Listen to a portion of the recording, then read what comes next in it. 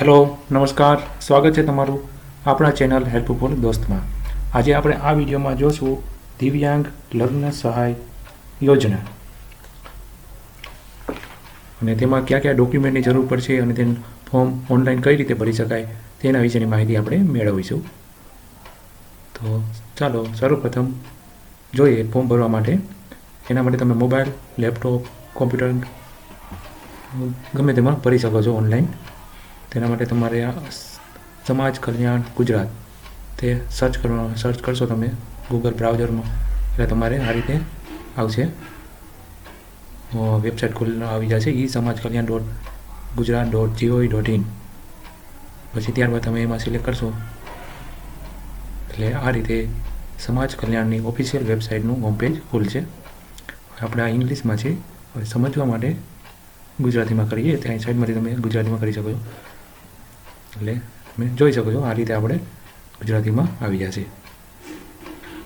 હવે જો તમે આગળના વિડીયો જોયા હોય તો તમને ખબર છે મારે આપણે વિડીયોમાં કહેલું છે કે આપણે યુઝર આઈડી અને પાસવર્ડ કઈ રીતે બનાવવા અને કેપ્ચા નાખી અને લોગિન કરવાનું રહેશે.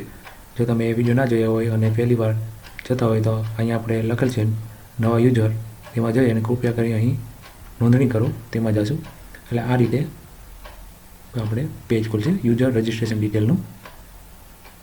તેમાં તમારે આ ફૂલ નેમ નાખવાનું રહેશે. આધાર કાર્ડ ઉપર જે તમારું નામ હોય તે જ આમાં નાખવાનું. પછી આમાં જેન્ડર સિલેક્ટ કરવાનું, પુરુષ, સ્ત્રી, પછી આમાં ગમે તે લાગુ પડે. પછી આમાં બર્થ ડેટ નાખવાની, તમારે આધાર કાર્ડ નંબર નાખવાના, આમાં ઈમેલ આઈડી તમારે હોય તો તે નાખવાનું. અહીંયા કાસ્ટ તમારે સિલેક્ટ કરવાની, જે પણ તમારે લાગુ પડતી હોય એ. પછી મોબાઈલ નંબર તમારો જે ચાલુ કન્ડિશનમાં હોય એ જ મોબાઈલ નંબર નાખવાનો. પાસવર્ડ તમે ગમે તે બનાવી શકો છો, જેમ કે તમારું નામ, પછી @ જે પણ તમને ઇઝીલી લાગે યાદ રહી એવું બનાવી શકો અને પછી લખીને રાખી શકો. અને અહીંયા પછી કેપ્ચા નાખીને રજિસ્ટર કરવાનું રહેશે.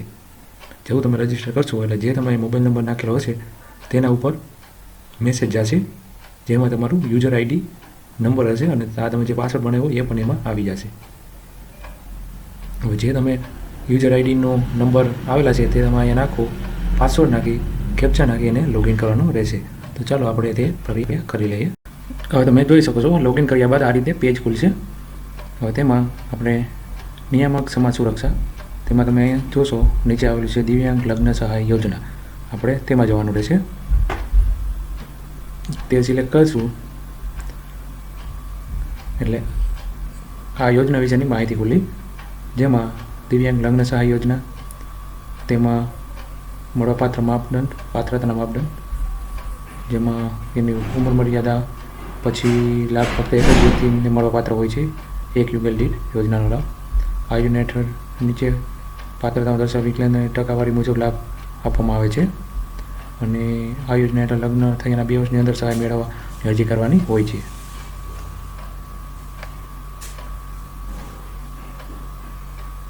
તમે આમાં બધું જોઈ શકો છો, આમાં બધી 40% ઉપર હોવા જોઈએ અને માનસિક બીમારી 50%, વાણીની ભાષાની અસક્ષમતા 50%. તમે આ બધી અહીંથી વાંચી શકો છો. નહીં તો આની લિંક મેં ડિસ્ક્રિપ્શન બોક્સમાં આપેલી છે, તેમાં જઈ અને બધું ફૂલ ડિટેલમાં તમે આ બધું વાંચી શકો છો. કેટલી ટકાવારીની જરૂર પડશે, ડોક્યુમેન્ટ, તે બધું વાંચવા માટે નીચે ડિસ્ક્રિપ્શન બોક્સમાં લિંક છે, તમે તેમાં જઈ અને વાંચી શકો છો. અને અહીંયા જો સહાયનો દર શું છે, તો કે આ યોજના હેઠળ દિવ્યાંગ વ્યક્તિ લગ્ન કરે ત્યારે 50,000 બંનેને મળીને 1 લાખ, તેમજ સામાન્ય વ્યક્તિથી દિવ્યાંગ વ્યક્તિ લગ્ન કરે તો 50,000ની સહાય ચૂકવવામાં આવશે. એટલે કે જો 2 દિવ્યાંગ વ્યક્તિના લગ્ન થાય તો બેયને 50,000 એટલે 1 લાખ આપવામાં આવે સહાયમાં. અને એક વ્યક્તિ સામાન્ય હોય અને એક દિવ્યાંગ વ્યક્તિ સાથે લગ્ન થાય તો તેમાં દિવ્યાંગ વ્યક્તિને 50,000 આપવામાં આવે છે. અને રજૂ કરવાના ડોક્યુમેન્ટમાં તમે જોઈ શકો છો કન્યાકુમારનો સિવિલ સર્જનનો દિવ્યાંગતાના દાખલાની પ્રમાણિત નકલ હોવી જોઈએ. પછી રહેઠાણનો પુરાવો, આમાંથી કોઈ પણ રેશન કાર્ડ, વીજળી બિલ, ડ્રાઇવિંગ લાઇસન્સ, આધાર કાર્ડ, ચૂંટણી કાર્ડ, કોઈ પણ એક વસ્તુની જરૂર પડશે એટલે એક હોવું જોઈએ. પછી અરજદારનું શાળા છોડ્યાનું પ્રમાણપત્ર એટલે કે LC, પછી કન્યાકુમારનું શાળા છોડ્યાનું પ્રમાણપત્ર એટલે 2 એક જ છે આમ તો. અને અરજદારનો સિવિલ સર્જનનો દિવ્યાંગતા દાખલાની પ્રમાણિત નકલ, પછી બંનેના સંયુક્ત લગ્ન વખતના ફોટો, એટલે બેનો લગ્નના ફોટો હોવો જોઈએ. લગ્ન કંકોત્રીની જરૂર પડશે આમાં. પછી બેંક પાસબુકની પ્રથમ પાનાની નકલ અથવા રદ કરેલ ચેક, કેન્સલ ચેક, બેમાંથી જે પણ હોય એ ચાલશે. અને લગ્ન નોંધણીનું પ્રમાણપત્ર, એટલે નોંધણી પ્રમાણપત્ર હોવું જોઈએ. તે પણ તમે ઓનલાઈન કઈ રીતે ભરી શકો તેની પણ આપણે નીચે લિંક આપેલી છે, તેમાં જઈને જોઈ શકો છો. અને આપણે અહીંયા ઓકે કરશું.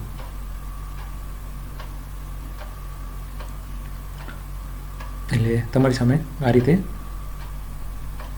પેજ ખુલશે, દિવ્યાંગતા લગ્ન સહાય યોજના, જેમાં તમારે બધું કાગળ ભરેલું હશે જે તમે આપણે રજિસ્ટરમાં કર્યું ત્યારે તે બધું આમાં આવી જશે. પછી જે પણ ફોટો પણ તમારો આવી જશે.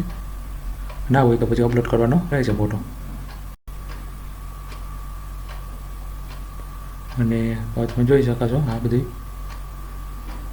તમારે અરજદારનું હાલનું સરનામું જો તમારે આમાં આપેલું હોય તો કાંઈ જરૂર નથી. અને આમાં તમારે આપેલું નહીં હોય પણ તમારે બધું સિલેક્ટ કરવાનું રહેશે. તમારું રાજ્ય, જિલ્લાનું નામ, તાલુકો, પિનકોડ, અરજદારનું સરનામું, ગામનું સરનામું, જે પણ તમારે આમાં આવતું હોય એ બધું સિલેક્ટ કરશો. આપણે ગુજરાત છે, પછી જિલ્લો તમારે જે હોય એ, અને પછી અરજદારનું કાયમી સરનામું જો ઉપર મુજબ હોય તો અહીંથી તમે ઉપર મુજબ કરશો એટલે આ બધું આવી જશે.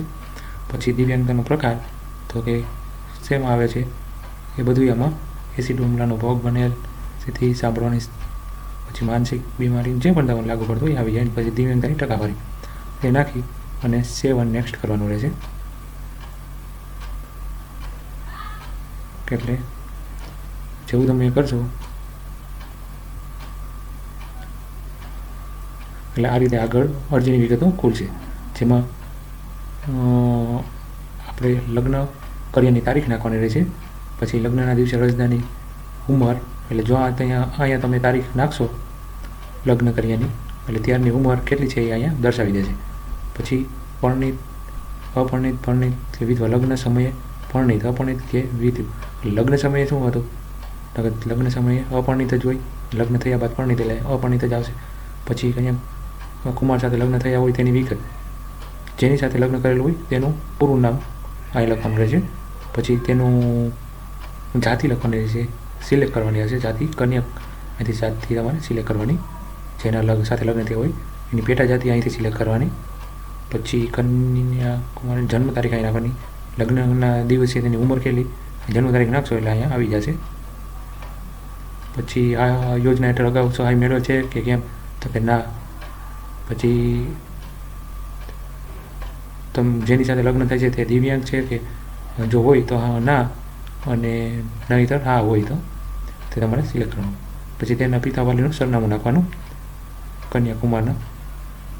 પછી રાજ્યનું નામ, અહીંથી જિલ્લો, અહીં તાલુકો, અહીંથી ગામ, સરનામું, પિનકોડ એ બધું નાખવાનું રહેશે. છેલ્લે બેંકનું નામ, અહીંયા બેંકની વિગતમાં શાખા, પછી IFSC કોડ નાખવાનો અને બેંક એકાઉન્ટ નંબર નાખવાના. અને ત્યારબાદ સેવ અને નેક્સ્ટ કરવાનું રહેશે. એટલે આગળનું પેજ ડોક્યુમેન્ટનું પેજ ખુલશે.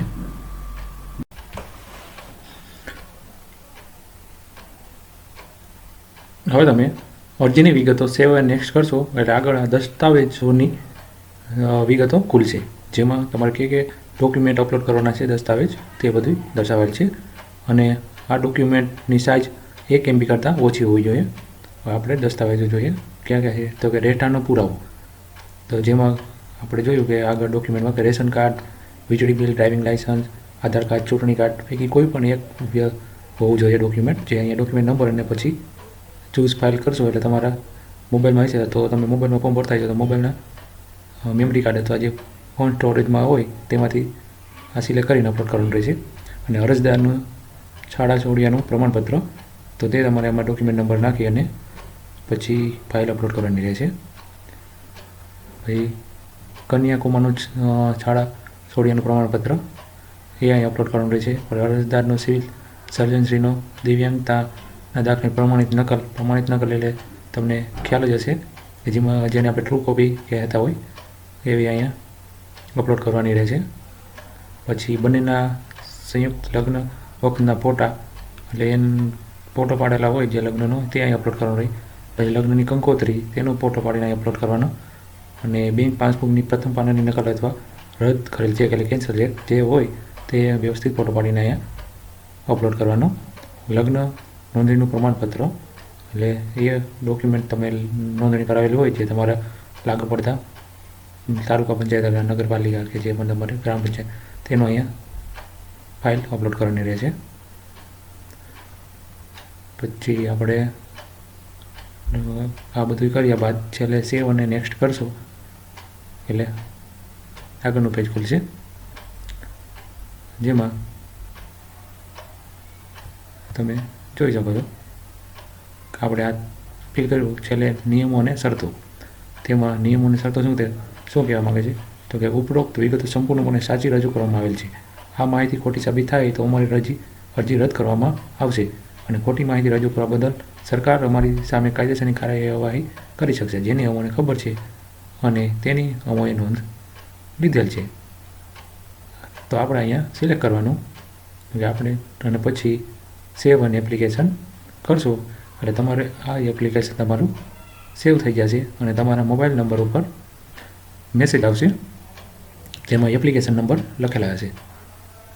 અને તમે એપ્લિકેશન સેવ કર્યા બાદ થોડા દિવસ પછી તમારે જોવું હોય કે એનું સ્ટેટસ શું છે, એપ્લિકેશન પ્રોસેસ છે કે પછી મંજૂર થયેલ છે, જે પણ જાણવું હોય તો તેના માટે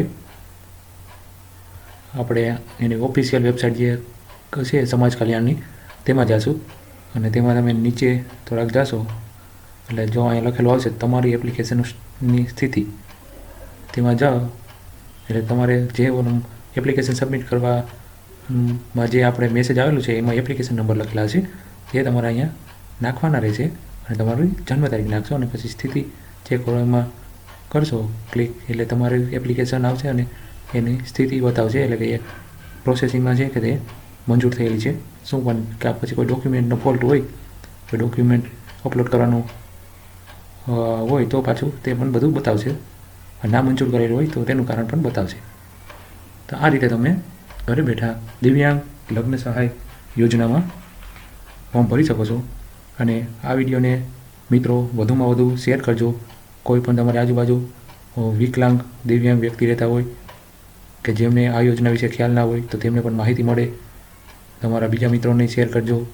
એમના કોઈ પણ ધ્યાનમાં એવા કોઈ હોય તો એ મિત્રો બધાને આ યોજના વિશે માહિતી મળે અને આ યોજનાનો લાભ મેળવી શકે.